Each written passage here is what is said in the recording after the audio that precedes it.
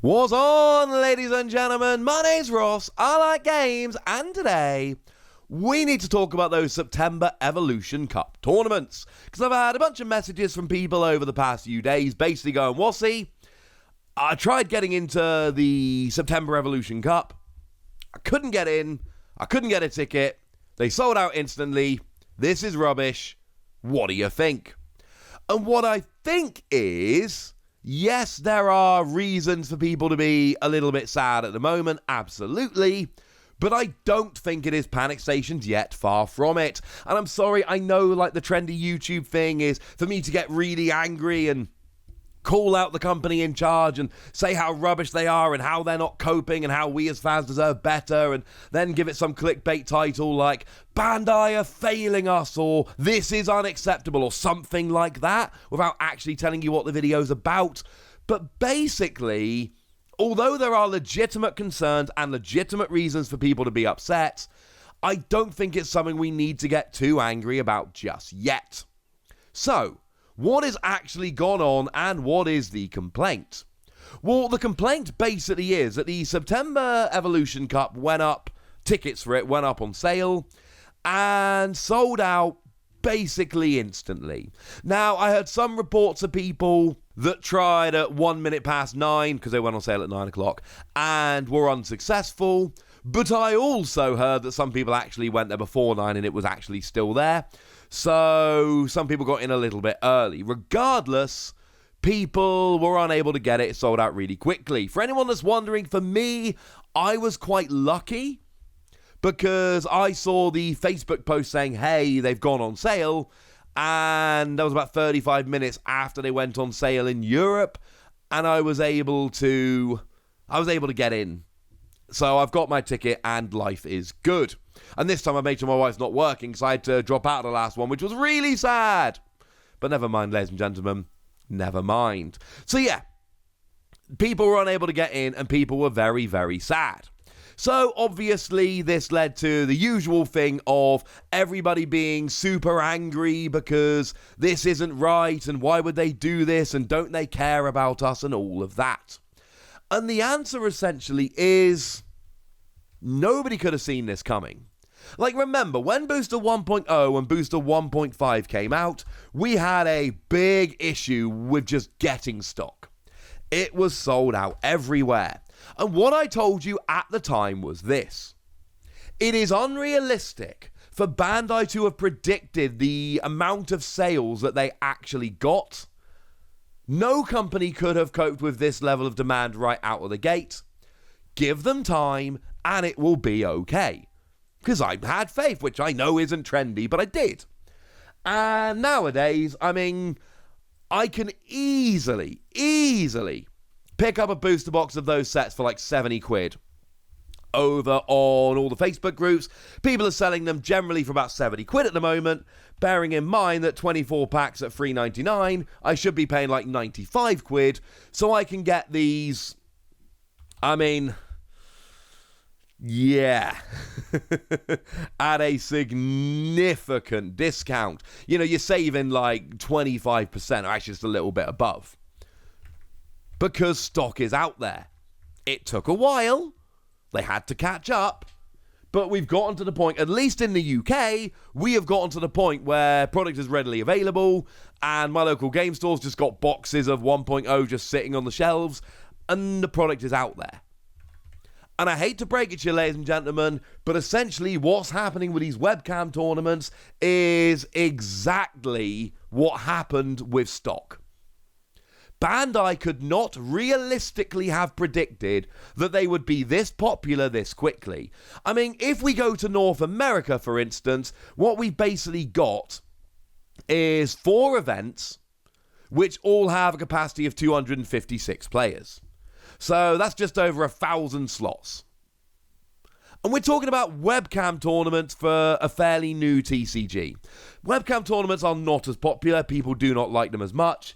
It's a fairly new TCG. Their focus has been getting product out. They're running these online tournaments. And they're selling out in minutes.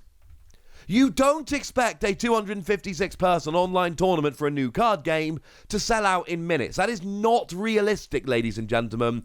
That is just not realistic.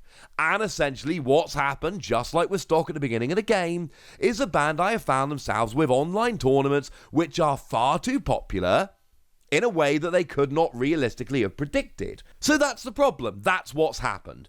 I think Bandai deserve a lot of credit for running, honestly, quite a few of these. Like, there's 9 of these running. There's 9 of these Evolution Cups running, which is pretty impressive. Straight off the bat, got 9 running. The pricing is really not too bad at all. I mean, I gave you the example yesterday of Pulsemon, and literally Digimon have gone, oh, that Pulsemon's a bit hard to get hold of. Let's give everyone who enters 2 Pulsemon. Not to mention we got that top 2 Omnimon, which that is going to be such a sought-after card, because you literally only get it for getting top 2 at one of these Evolution Cups. So the fact they're running it is awesome. The prizes are pretty cool. I know everyone likes to complain about prizes constantly. And they're running a bunch of them. The issue is they are too gosh darn popular. So what's the answer? Well, the good news is there are answers here. The obvious answer is increase capacity. Now, I believe they did this on a previous tournament, but remember, there's only so much they can do. There's only so much capacity they can have. Because logistically, I mean, they need to actually have the promos, etc. to send out. And even though they can print more, that takes time. They've got to be able to send out the promos, they've got to have judges on hand, they've got to be able to run them in whatever program they use, etc. You know, tournaments with 20,000 people are unwieldy. Similarly, 20 tournaments of 1,000 people each is probably unrealistic again. There is a limit to how many people they can do, but certainly upping capacity or putting on more events or more regular events is going to be a thing. These aren't free events, these are paid events, so you would imagine that some money is being made somewhere, or at the very least, no money is being lost. I can't tell you for certain because I don't have the numbers in front of me. It would be weird if I did, frankly. But it's not an issue of cost here. It's just an issue of actually logistically putting these tournaments on. So more tournaments with more numbers is a good short-term solution, and that will work up to a point. But like I've said, you cannot just increase capacity forever. Sooner or later, you don't have the judges, the product, the manpower, call it what you will. You don't have enough people to actually run events of that size. And if we get to that stage, you're talking about a lottery system. Now, over in Japan, for the Pokemon trading card game, which obviously is extremely popular, this is what they do. In Japan, the big tournaments generally have a capacity of around 1,500 players, which is a lot. These are giant tournaments. Also, I should mention, by the time you get too many people in a tournament, just the number of rounds and the amount of time it takes to complete the tournament gets ridiculous. So, they have 1,500-person tournaments, and they are oversubscribed. They literally have too many people trying to enter a 1,500-person tournament. But they've gotten to the stage where they can't add any extra capacity, the logistics don't work. So what they've gone and done instead is introduced a lottery system. You enter the lottery, and you have to be selected to enter the tournament. Now, there are 2 important things they do, which I think are pretty important. Firstly, the more often you lose a lottery, the more likely you are to win it. Now, I think it gets reset at the end of every season, but if you lose a couple of lotteries in a row, you are extremely likely to be picked for the next one, to make it nice and fair. But also at their national championships, priority is given to the people with the top rankings. Now, this isn't so relevant for Digimon, we don't really have this at the moment, but essentially, throughout the year, you enter tournaments, you pick up points, and then the people with the most points are more likely to be drawn for nationals, because they're the people who have the better chance, have earned it, are going to get world invites, etc.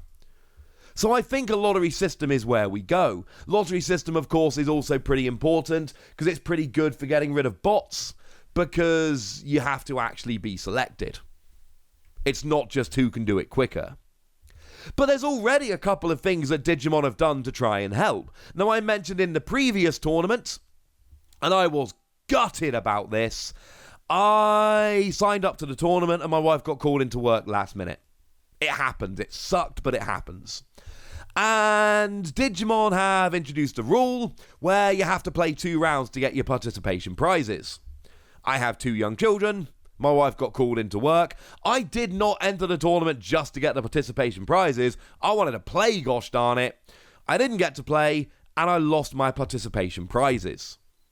And that sucked, ladies and gentlemen. That absolutely sucked. But actually, as much as it's annoying, and trust me, it's super annoying, it's a good idea. And it hurt me because I didn't get my prizes. I really wanted them. But the fact of the matter is, this stops people entering tournaments that they don't want to play in just to get the participation prizes, which means that people that actually want to play the tournament are more likely to get in. And this is kind of my point here. And this is my big point I think we all need to kind of focus on as we finish off here. Digimon have started running these tournaments, and they started running them regularly. They are paying attention to prizing because they are doing stuff like putting the Pulsemon in that were these promos that not everyone got hold of, and now they've got a better chance to actually get hold of them. They are introducing rules whereby if you don't play 2 rounds, you don't get the participation prizes, to try and make sure that the people entering the tournaments are the people that actually want to enter, not the people that just want to get the promos and sell them on or collect them or whatever. We have actual factual proof that Bandai are trying hard, paying attention, and trying to make this as good as possible. The issue is they are running a new card game with honestly pretty large online tournaments that are selling out basically instantly. So I think rather than judging Bandai now, we need to judge them in 3 months, 6 months' time. We need to give them time to deal with what is clearly a problem. And we know they're listening. We all moaned about Pulsemon, and would you believe it? 2 Pulsemon end up as participation prizes. That ain't a coincidence, ladies and gentlemen. That's Bandai listening. We all moaned about the lack of stock that was around.